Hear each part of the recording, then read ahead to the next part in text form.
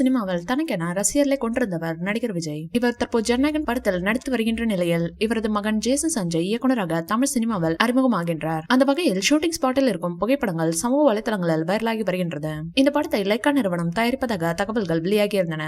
இந்த படத்தில் சந்தீப் கிஷன் ஹீரோவாக நடித்து வருகிறார். இப்படத்திற்கு தமன் இசையமைத்துள்ளார். இது தொடர்பான அதிகாரப்பூர்வமான அறிவிப்பினை லைக்கா நிறுவனம் வெளியிட்டிருந்தது.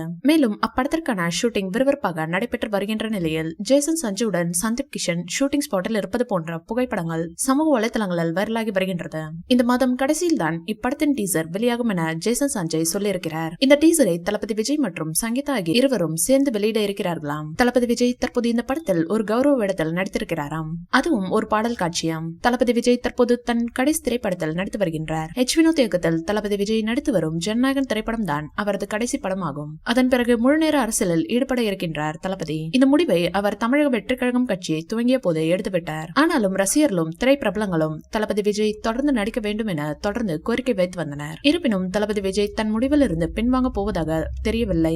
2026 ஆண்டு நடைபெறும் சட்டமன்ற தேர்தலில் போட்டியிடுவதே தளபதி விஜயின் முதல் குறிக்கோளாக தற்போது இருக்கின்றது. இந்த வீடியோ பிடிச்சிருந்தா லைக் பண்ணுங்க, ஷேர் பண்ணுங்க. மேலும் விஜய் சார் பற்றிய தகவல்களுக்கு எங்க சேனலை சப்ஸ்கிரைப் பண்ணுங்க.